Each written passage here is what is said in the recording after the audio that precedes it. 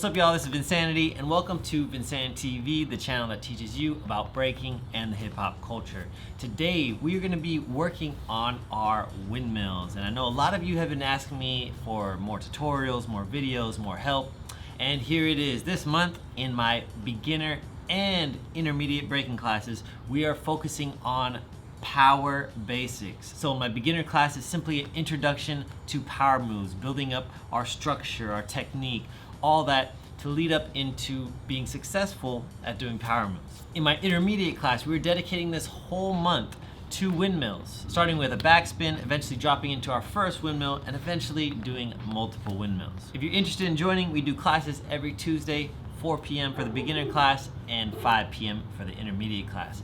Click the link below to sign up. In today's tutorial, we're going to be working on one of the prerequisites to doing a windmill, right? So something you should practice before even attempting a windmill. A lot of folks will watch a windmill tutorial and try to hop right into it without even having the strength to get into it. And oftentimes this will lead to a sore shoulder, some bruises, and a lot of pain, right? So today we're going to be working on going from a hand glide into a pilot, and this is just kind of like us developing the strength to eventually be able to drop into the windmill.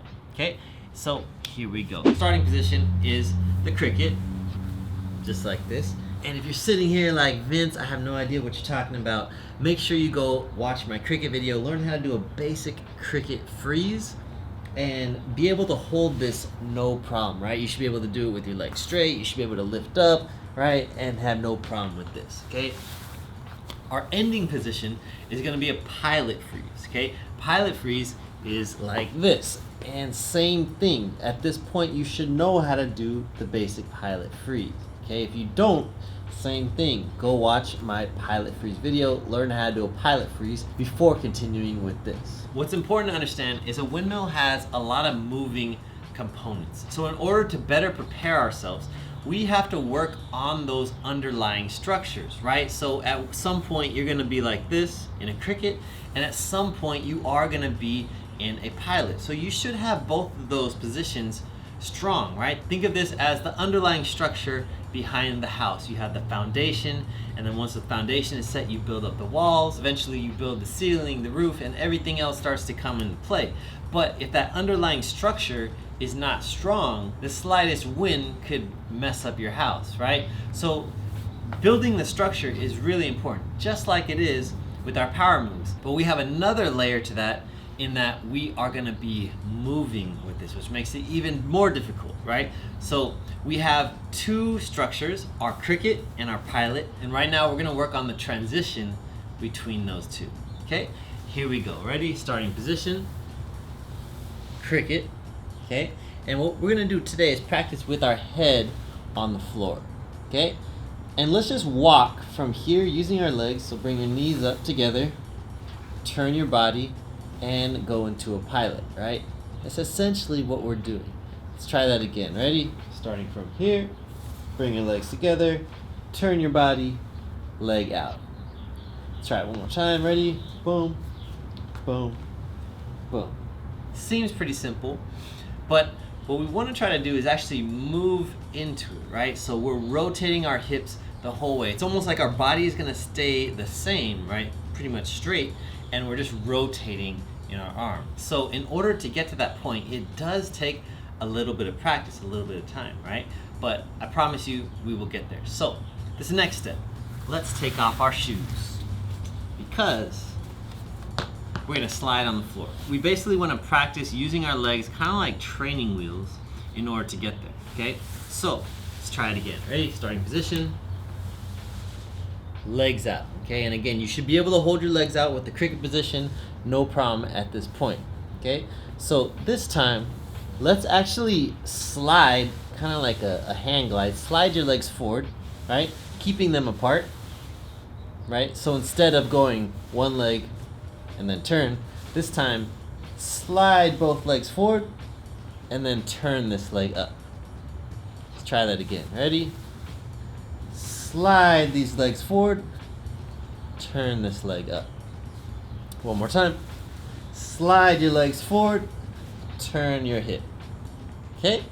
And rest for a second. what we're trying to do is build this transition, okay? So the next one, we're gonna put both of those together, right? The slide and the turn, but we're gonna do it at the same time. Slide, turn, okay? Here we go, ready? Starting here, and remember, we're going slide and turn, but at the same time, right? So we're still using this back foot as our training wheel, but as we turn, our top leg goes up. Let's try that again. Ready? Leg is down, turn, right? This is where it takes a little bit of muscle. You're gonna feel it in your abs when you do this. Ready? Let's go again. Starting position, turn. One more time, turn. Last one, turn.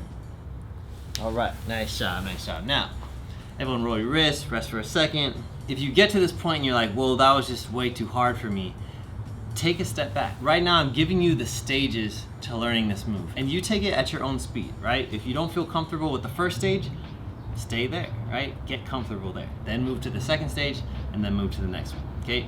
The last stage is basically, we're gonna do all of this in the air. The reason why I had our socks on is so your feet could kind of slide.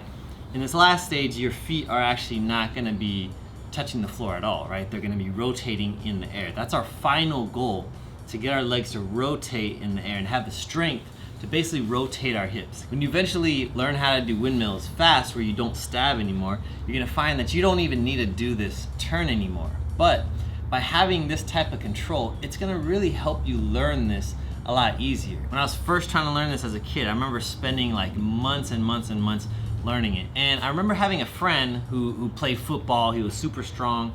And one day he came to our practice and we showed him how to do windmills. And right away he had it better than us, right? And it was just because he had that strength and control, right? Versus we were just a bunch of skinny kids that, you know, didn't know what they're doing. So although muscle is not necessary, it helps a whole lot. So that's what we're doing right now. We're building that muscle and control to be able to drop ourselves into the windmills, okay? Last one, ready? Starting position. And like I mentioned before, we start here and we're gonna end here, okay? I keep this foot off the ground and basically pop off of it, and I turn my hips to here, okay? And back down, again with control. Turn your hips. And if you wanna add a slight turn with your arm, you go like this and slightly turn your arm and back, and you're gonna notice your head kind of slides. Slightly turn your arm, and one more time, slightly turn your arm.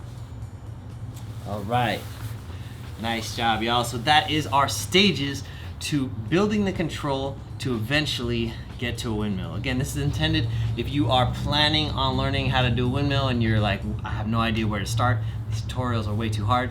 Here is a great starting point. Just build this control. And if you're sitting here like, well, that looked way too hard, again, start with the cricket and start with the pilot and then move from there.